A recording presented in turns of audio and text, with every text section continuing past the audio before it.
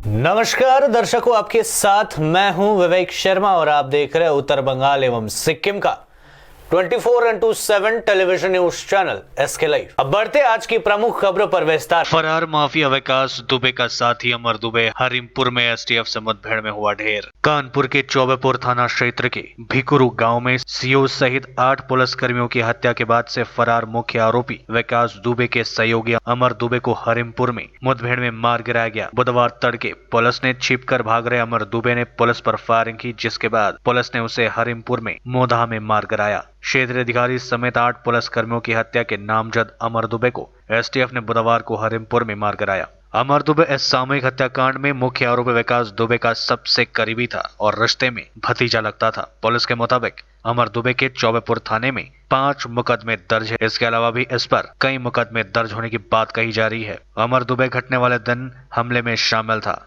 अमर दुबे को विकास का शातर sharp shooter बताया जाता है। अमर घटना वाले दिन ही पुलिस मुठभेड़ में मारे गए अतुल दुबे का सगा भतीजा है। आखिरकार डब्ल्यूएचओ ने हवा से कोरोना के फैलने की बात स्वीकारी, कहा इससे इनकार नहीं किया जा सकता। विश्व स्वास्थ्य संगठन यानी डब्ल्यूएचओ ने हवा से कोरोना संक्रमण के फैलने की बात को स्वीकार करते हुए कहा कि इससे इनकार नहीं किया जा सकता है। डब्ल्यूएचओ ने दुनिया भर के 200 से अधिक वैज्ञानिकों द्वारा कोरोना वायरस के हवा से फैलने के सबूत को स्वीकार किया है। वैज्ञानिकों के एक समूह ने डब्ल्यूएचओ से कोरोना वायरस को लेकर नए दिशा निर्देश जारी करने के लिए कहा है। डब्ल्यूएचओ में कोरोना महामारी के तकनीकी प्रमुख मरिया वान केराकोव ने एक समाचार ब्रीफिंग में बताया कि हम कोरोना संक्रमण के प्रसारण की तरीकों से एक नए रूप में एयरबॉर्न ट्रांसमिशन और एरियोसोल ट्रांसमिशन की संभावना के बारे में बात कर रहे हैं। हम इससे इनकार नहीं कर सकते। पश्चिम बंगाल में कोरोना संक्रमण में तेजी बरकरार और 25 लोगों की हुई मौत, 850 नए संक्रमित मिले। पश्चिम बंगाल में कोविड-19 संक्रमण की रफ्तार में तेजी बरकरार है। राज्य में पिछले 24 घंटे में महामारी से 25 लोगों की मौतें हुई है। 850 लोग इस महामारी की चपेट में आए हैं। मंगलवार शाम को राज्य सरकार की ओर से जारी किए गए मेडिकल बुलेटिन में इसकी जानकारी दी गई। 850 नए लोग इस महामारी की चपेट में आने से राज्य में पॉजिटिव लोगों की कुल संख्या बढ़कर 23,834 पर पहुंच गई है। मरने वालों की संख्या बढ़कर 804 पर पहुंच गई है। हालांकि यहां रिकवरी रेट में सुधार का सिलसिला भी जारी है। यहां अब रिकवरी रेट 66% के पार 66.24% पर है। 555 लोग एक दिन में स्वस्थ होकर घर लौटे हैं, जिसकी वजह से स्वस्थ होने वाले लोगों की संख्या बढ़कर 15,790 हो गई है। एक्टिव केसेस की संख्या में भी बढ़ोतरी हुई है। यहां बढ़कर 7,243 पहुंच गई है। स्वास्थ्य विभाग के मुताबिक पिछले 24 घंटे में कुल 1,130 लोगों के सैंपल जांच किए गए हैं। अब तक कुल 5,62,134 लोगों की नमूनों की जांच की जा चुकी है, जिनमें से महज 4.24% लोग कोरोना वायरस पॉजिटिव पाए गए हैं। स्वास्थ्य विशेषज्ञों का कहना है कि रिकवरी रेट 66% के पार तो जल्द ही सारे लोग स्वस्थ होकर घर लौट जाएंगे। देश में पिछले 24 घंटे में 22,752 नए मामले सामने आए, 482 लोगों की हुई मौत। केंद्रीय स्वास्थ्य एवं परिवार कल्याण मंत्रालय की ओर से जारी आंकड़ों के मुताबिक पिछले 24 घंटे में देश में 22,752 नए मामले सामने आए और 482 लोगों की मौतें हुई। इसके बाद देश में कोरोना पॉजिटिव मामलों की कुल संख्या 7,42,417 हो गई है, जिनमें से 2,64,940 सक्रिय मामले हैं। 4,56,831 लोग ठीक हो चुके हैं या उन्हें अस्पताल से डिस्चार्ज कर दिया गया है और अब तक 20,642 लोगों की मौतें हो चुकी है। भारतीय क्रिकेट टीम के पूर्व कप्तान और बीसीसीआई के अध्यक्ष सौरव गांगुली हुए 48 साल के। प्रिंस ऑफ कोलकाता और ऑफ साइड के भगवान कहे जाने वाले सौरव गांगुली आज अपना 48वां जन्मदिन मना रहे हैं। सौरव गांगुली का जन्म आज के दिन 8 जुलाई 1972 को हुआ था। सौरव गांगुली के ऐसे कप्तान साबित हुए जिन्होंने भारत को लड़ना सिखाया। गांगुली को टीम इंडिया का कप्तान तब बनाया गया जब टीम इंडिया मुश्किल दौर में थी। उस वक्त टीम इंडिया के कुछ खिलाड़ियों में मैच फिक्सिंग के आरोप में फंसे हुए थे, लेकिन दादा ने टीम को संभाला और उन्होंने टीम इंडिया के खिलाड़ियों में नया जोश भरा। सौरव गांगुली ही वो पहले कप्तान थे जिन्होंने नए खिलाड़ियों को सजाने और संवरने का काम किया। चाहे वीरेंद्र सहवाग जैसे खिलाड़ी को ओपनिंग उतारने का निर्णय हो या फिर महेंद्र सिंह धोनी जैसे खिलाड़ी को नंबर 3 पर मौका देने की बात हो। सौरव गांगुली भारत के सबसे सफल कप्तानों में से एक है। उन्होंने भारत के लिए 49 टेस्ट मैचों में कप्तानी की और 21 में उन्हें जीत मिली। वहीं 1999 और 2005 के बीच दादा ने 146 एक दिवसीय मैचों में कप्तानी की, जिसमें 76 मैचों में जीत मिली और 46 मैचों में टीम को हार का सामना करना पड़ा। पश्चिम बंगाल में नहीं थम रहा है कोरोना वायरस का कहर। 9 जुलाई से कंटेनमेंट जोन में नई शर्तों के साथ शुरू होगा लॉकडाउन। दीदी ने दिया आदेश। कोरोना वायरस का संक्रमण देश भर में तेजी से फैलता जा रहा है। ऐसे में पश्चिम बंगाल की ममता बनर्जी सरकार ने 9 जुलाई को शाम 5 बजे से लॉकडाउन लगाने के आदेश जारी किए हैं। सरकार के इस फैसले से राज्य का कंटेनमेंट जोन और बफर जोन में सख्त लॉकडाउन रहेगा। पश्चिम बंगाल सरकार में अतिरिक्त मुख्य सचिव अल्पन बंदोपाध्याय की ओर से जारी आदेश में कहा गया कि ये व्यापक कंटेनमेंट जोन सख्त लॉकडाउन के अधीन होंगे और सभी सरकारी एवं निजी कार्यालय, सभी गैर आवश्यक गतिविधि, समारोह, परिवहन, सभी बाजार, औद्योगिक और व्यापारिक गतिविधियां बंद रहेंगी। हालांकि इसमें यहाँ स्पष्ट नहीं किया गया है कि लॉकडाउन के यहाँ ताजा निर्देश कब तक लागू रहेंगे। वहीं लॉकडाउन का वर्तमान चरण 31 जुलाई तक जारी रहेगा। लागू है। एक वरिष्ठ अधिकारी ने कहा कि कोविड-19 के मामलों में बेतहाशा वृद्धि को काबू करने के मद्देनजर 9 जुलाई से कड़ी प्रतिबंध लागू किए जाएंगे।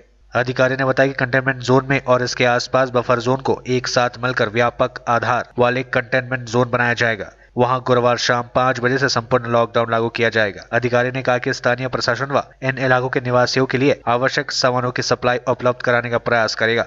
लेते हैं छोटा सा ब्रेक, फिर मिलेंगे ब्रेक के बाद। कक्षा 10वीं और 12वीं के बच्चों के लिए है सुनहरा मौका। 10वीं के बच्चों के लिए है पैरामेडिकल कोर्स और 12वीं के लिए है मेडिकल कोर्स। किफायती फीस व बैंक की सुविधा के साथ विभिन्न डिग्री डिप्लोमा है उपलब्ध। सभी स्ट्रीम के बच्चों के लिए खुली है state nursing council and Rajiv Gandhi university and health science and paramedical board government of Karnataka से मान्यता प्राप्त Atan paramedical and nursing college. Contact number 8016235569 Champasari Siliguri. आज जहाँ कोरोना से सभी है परेशान, हम लाए हैं कमाने का तरीका आसान। 21वीं सदी में महिलाएं आत्मनिर्भर होकर स्वाभिमान के साथ जीना चाहती है। अगर आप एक गृहिणी हैं और घर से ही मुनाफे वाला व्यवसाय करने का सोच रहे हैं तो आपके लिए सुनहरा मौका लाए हैं टपरवेयर के सिलीगुड़ी स्थित पूरे नॉर्थ बंगाल के डिस्ट्रीब्यूटर नारायणी पार्टी सेल्स। तो सोचिए नहीं, स्क्रीन में दिए गए नंबर में संपर्क कीजिए और विस्तृत जानकारी लीजिए। घर बैठे पैसे कमाए, आज ही फ्री मेंबरशिप लीजिए, अपने सपनों को पूरा कीजिए। मुश्किल की इस घड़ी में आपका साथ ही सिर्फ टपरवेयर।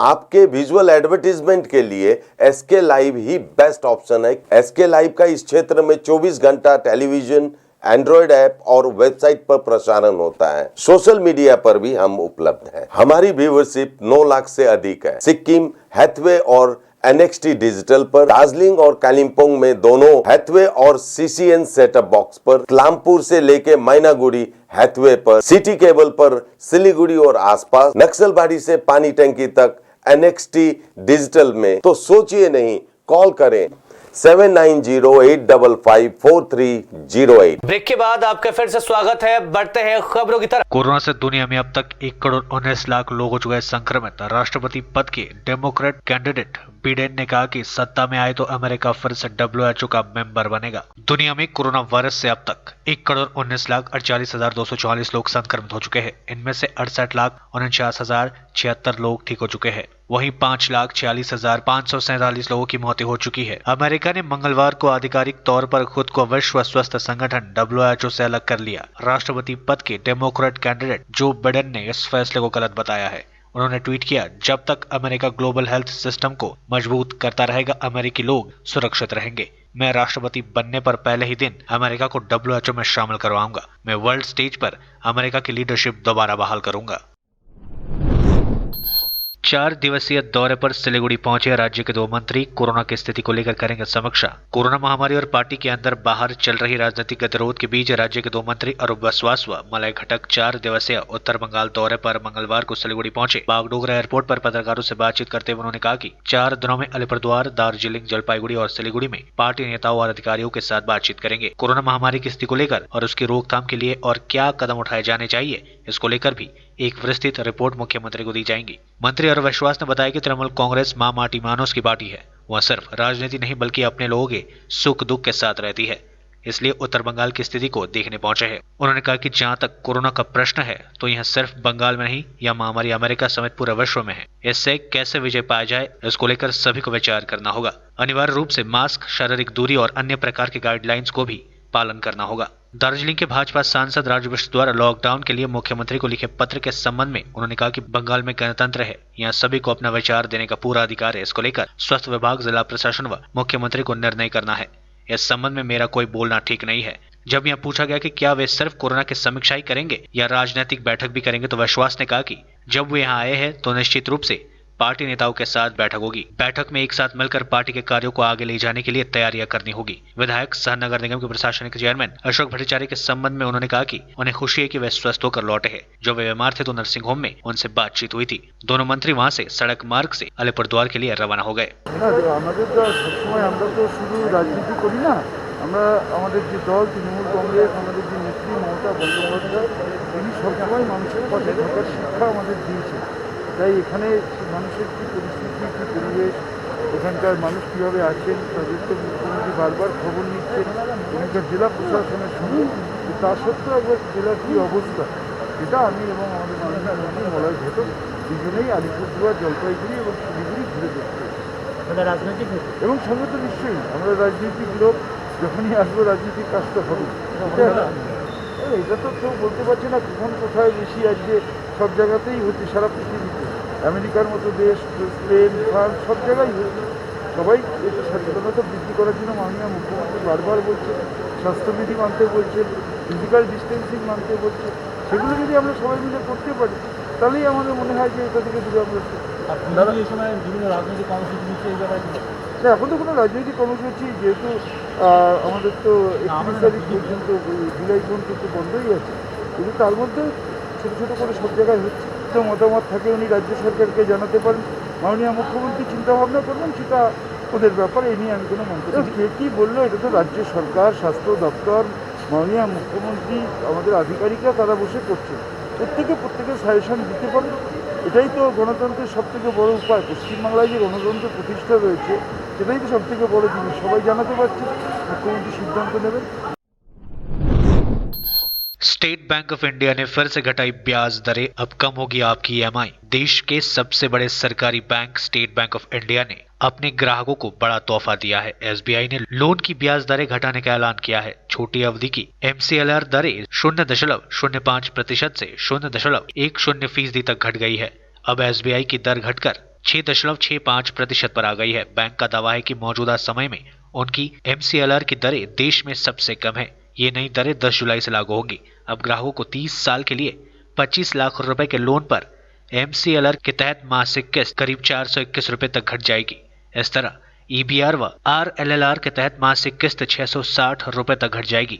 लेकिन यह फायदा नए ग्राहकों के साथ साथ सिर्फ उन्हीं ग्राहकों को मिलेगा जिन्होंने अप्रैल 2016 के बाद लोन लिया है, क्योंकि उसके पहले लोन देने के लिए तय मिनिमम रेट्स बेस रेट्स कहलाती थी, यानी इससे कम दर पर बैंक लोन नहीं दे सकते थे। मादरीहाट में राज्य के 3 मंत्रियों ने पार्टी कार्यकर्ताओं के साथ की बैठक, दिए आवश्यक निर्देश। रेलवे की निजीकरण, पेट्रोल डीजल में हो रही मूल्य वृद्धि और केंद्र सरकार के खिलाफ 6 से 12 जुलाई तक मुख्यमंत्री ममता बनर्जी के दिशा निर्देश अनुसार पूरे राज्य में विरोध प्रदर्शन हो रहा है। इस बीच 21 जुलाई को शहीद दिवस का कार्यक्रम होगा। इन सब विषयों पर चर्चा के लिए अलीपुरद्वार जिले के मादरीहाट में 3 मंत्री एक साथ पहुंचे थे। मंत्री अरूप विश्वास, मंत्री मलय घटक और मंत्री गौतम देव ने मादरीहाट स्थित एक गैर सरकारी लॉज में पार्टी कार्यकर्ताओं के साथ बैठक की। बैठक के बाद मलय घटक ने बताया कि इस बैठक में विशेष रूप से शहीद दिवस कार्यक्रम को लेकर चर्चा की गई, जो ब्लॉक स्तर पर मनाया जाएगा। इसके लिए सभी पार्टी कार्यकर्ताओं को आवश्यक निर्देश दे दिए गए हैं। এটা মিডিয়ার তৈরি করা, আমাদের দলে কোনো ক্ষোভ নেই। আমাদের সব নেতৃত্বরা একসঙ্গে কাজ করছেন, একসঙ্গেই লড়াই করছেন। ফালাকাটা ইলেকশন যখন অ্যানাউন্স হবে তখনই আপনারা ফালাকাটার ব্যাপারে জানতে পারবেন। এখন আমাদের যেটা দলের কর্মসূচি সেটাই পালন করার জন্য আমাদের এই সভা, সেটা নিয়েই আমরা আলোচনা করছি। না, এরকম কোনো আলোচনা আমি এতক্ষণ ধরে ছিলাম। আমাদের senior minister Malay Ghatak, senior minister Gautam দেব ছিলেন, আমরা শুনিনি। এখন আপনারা অনেক কিছু বেশি শোনেন বলে আপনারা বলতে পারবেন। আমাদের দলীয় কর্মীরা, বিজেপি অনেক তাদের ক্ষমতা, অনেক তাদের টাকা, তারা লড়াই করে। আমাদের কর্মীরা আন্তরিকতার সঙ্গে আবেগ দিয়ে লড়াই করে।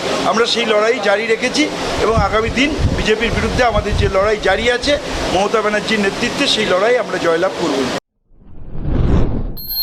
रायगंज में काफी संख्या में युवा तृणमूल कांग्रेस समर्थक पार्टी छोड़कर कांग्रेस में हुए शामिल। उत्तर दिनाजपुर जिला कांग्रेस सभापति मोहित सेन गुप्ता के नेतृत्व में आज रायगंज के 9 नंबर गौरी अंचल महात्मा गांधी कार्यालय में 9 नंबर वार्ड से 100 से ज्यादा की तृणमूल कांग्रेसी के युवा समर्थक आज पार्टी छोड़कर कांग्रेस में शामिल हो गए।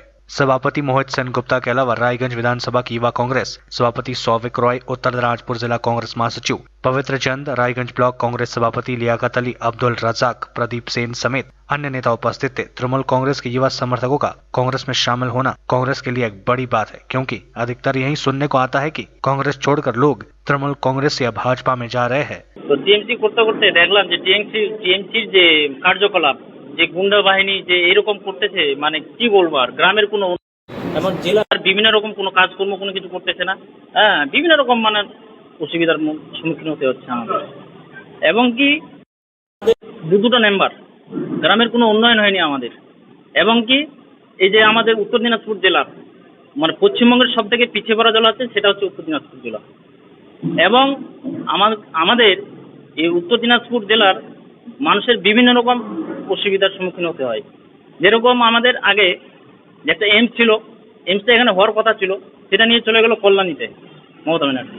तो आज के लिए बस इतना ही और मुझे दीजिए इजाजत और देखते रहिए SK लाइव, आपका समय आपकी खबर। धन्यवाद।